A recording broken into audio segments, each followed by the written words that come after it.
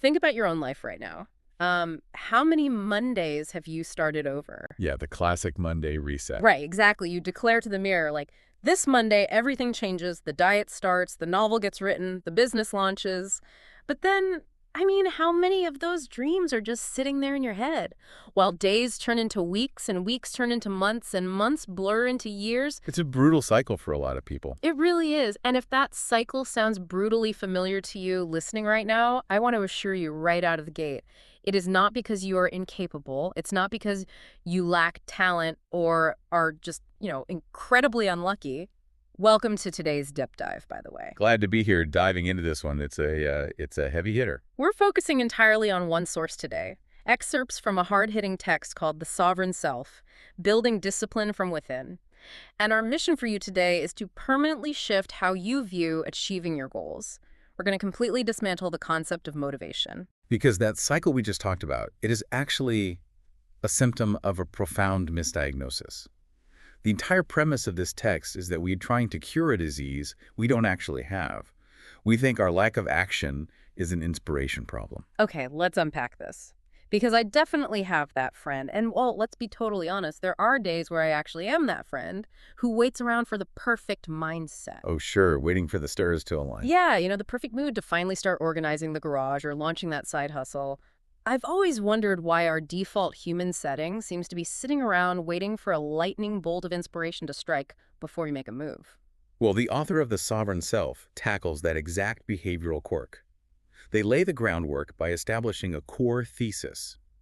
And that is, waiting for that perfect lightning bolt moment is actually a discipline problem, walking around cleverly disguised as a motivation problem. Wait, disguised as a motivation problem? Exactly.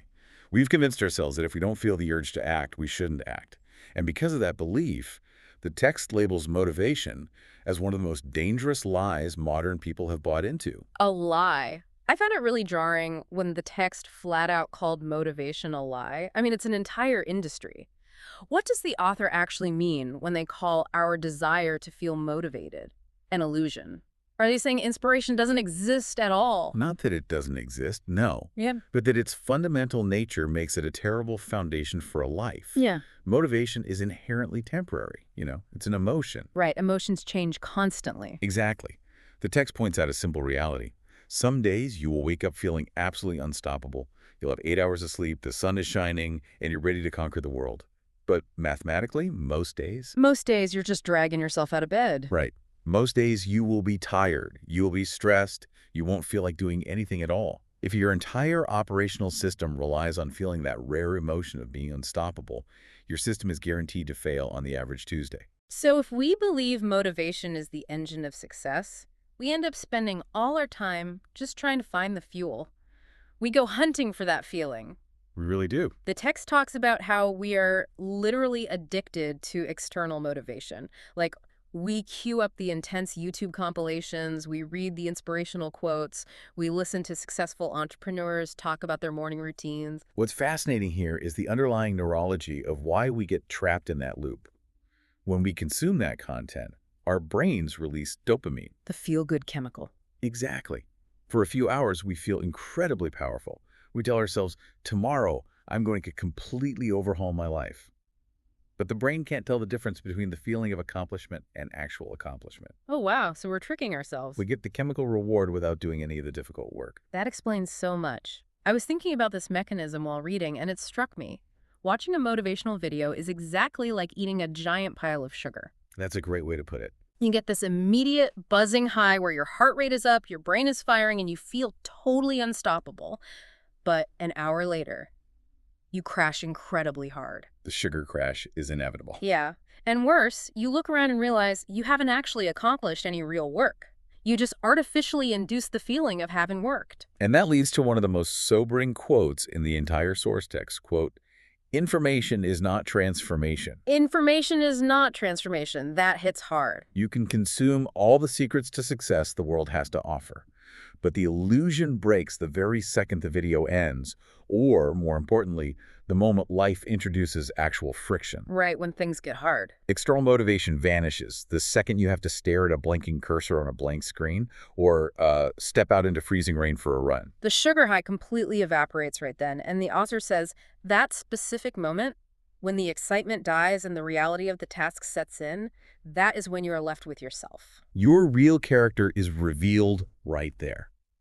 Because external motivation is a fair weather friend. It abandons you when things get difficult. So true. This is where the source draws the hardest line in the sand Yeah. between motivation and discipline. Discipline does not consult your emotional state. It doesn't care how you feel. Not at all. It doesn't ask if you are tired or sad or feeling uninspired. It bypasses the emotional processing center entirely and asks one purely functional question: what needs to be done? What needs to be done? It's a very cold, almost robotic standard, honestly. It is cold. But if that motivational high inevitably crashes and we can't rely on it to get us through the friction, we're left with a rather uncomfortable void. How does the text suggest we bridge the gap between that crash and the actual execution of the work? By fundamentally changing our expectations of what the work is supposed to feel like. The author argues that a massive percentage of people fail because they subconsciously expect the act of discipline to feel good. They expect it to feel like the video. Right.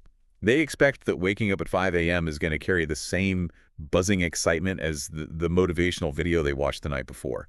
And the reality is the stark opposite. The text lists these out like a reality check. Waking up early when your bed is warm does not feel good. Never does. Staring at a textbook when your brain is foggy from a long shift does not feel good. Going to the gym when your muscles are already aching doesn't feel good. Choosing to transfer money into a savings account instead of buying something that gives you instant joy, that actively feels bad in the moment. It creates immense cognitive dissonance. You see, our brains are evolutionarily wired to conserve energy and seek immediate comfort. So we're fighting biology. We are. When we force ourselves into discomfort, our internal alarms go off. But wait, I have to push back here on behalf of anyone listening who is thinking exactly what I'm thinking. If discipline never feels good, aren't we just voluntarily signing up to be miserable? That is the million-dollar question. Right. If waking up early and saving money and grinding through exhaustion just feels like a constant bleak grind, I mean, what is the psychological payoff? Why wouldn't we just throw our hands up and choose the comfortable route? Why choose the misery? It's the most natural objection to have, and the sovereign self anticipates it beautifully. The answer lies in shifting our time frame for gratification. Okay, shifting the time frame. Yes. The payoff isn't an immediate emotional spike. You aren't doing the hard thing to get a dopamine hit right now. You are enduring the friction for the long-term transformation of your identity. As the text explicitly states, discipline was never supposed to feel good. It was supposed to make you better. Wow. Feeling good versus being better. That is a massive paradigm shift. It changes the entire goal of the action. The text points out that the individuals we collectively admire, the elite athletes, the visionary leaders, the people who have built enduring legacies, they do not operate with some magical, endless reservoir of inspiration. They aren't just stoked all the time. No, they aren't waking up every day thrilled to be doing grueling work. They don't have a choir singing in their heads at 4 a.m. Far from it.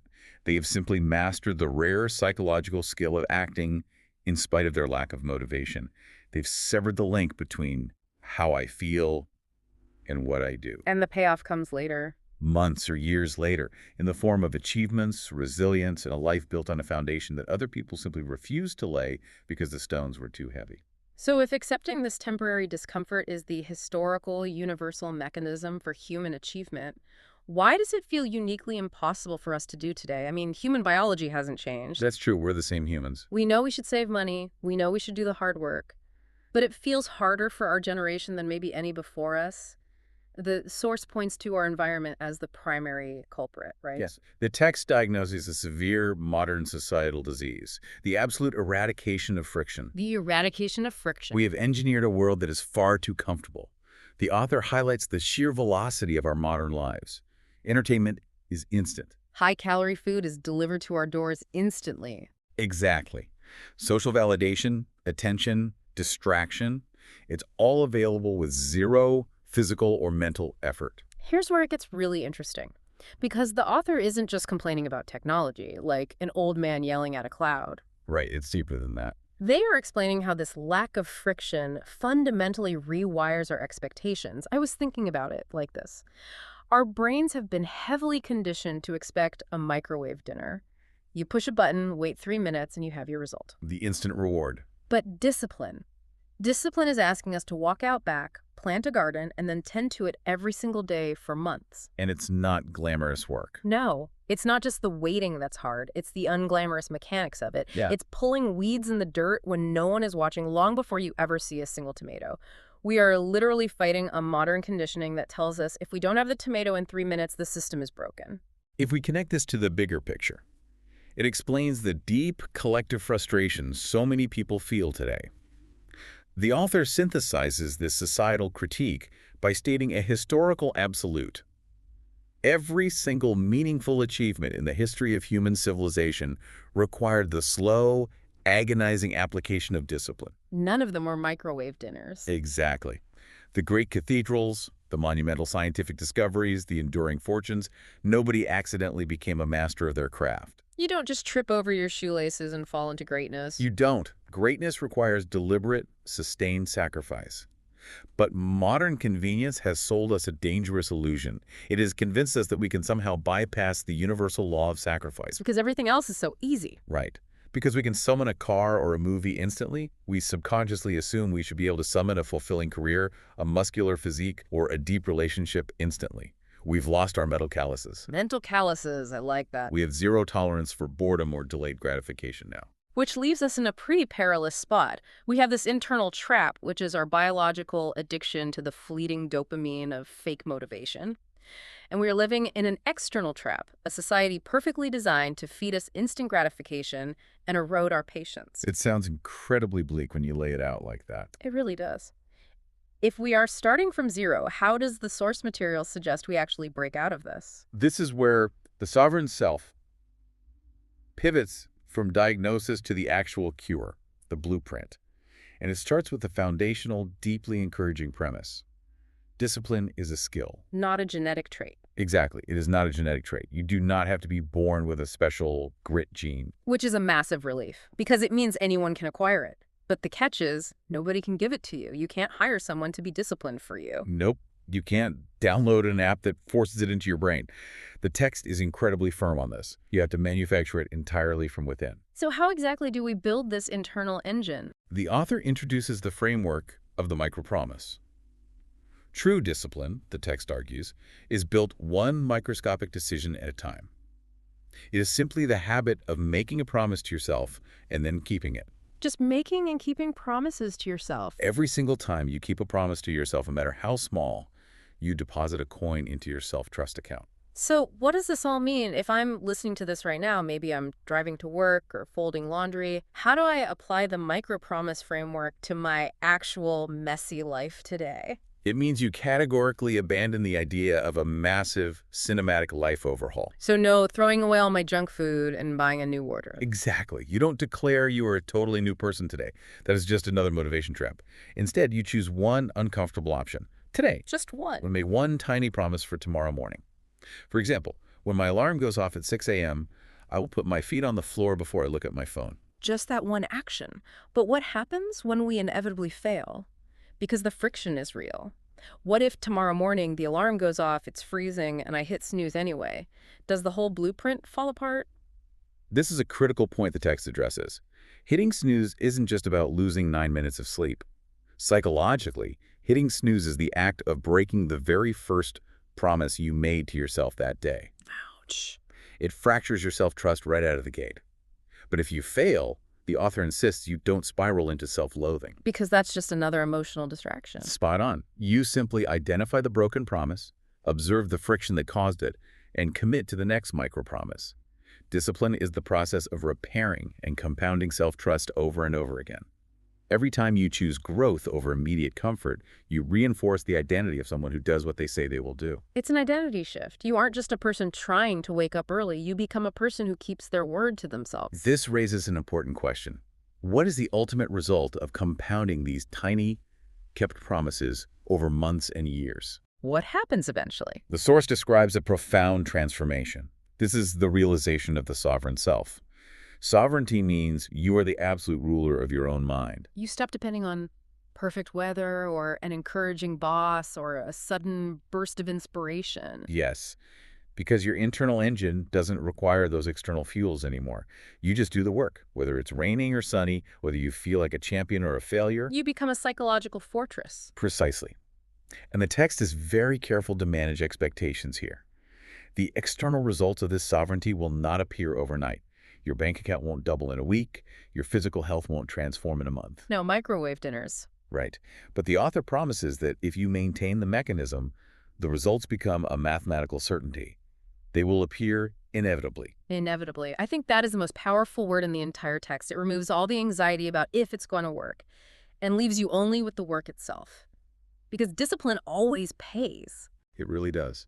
The text explicitly reminds us, maybe not today, maybe not tomorrow, but eventually the universe yields to consistency. And that brings us to the ultimate synthesis of the sovereign self.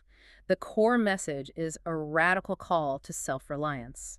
The author is pleading with the reader to stop looking outward for salvation. Stop waiting for the perfect circumstances to align.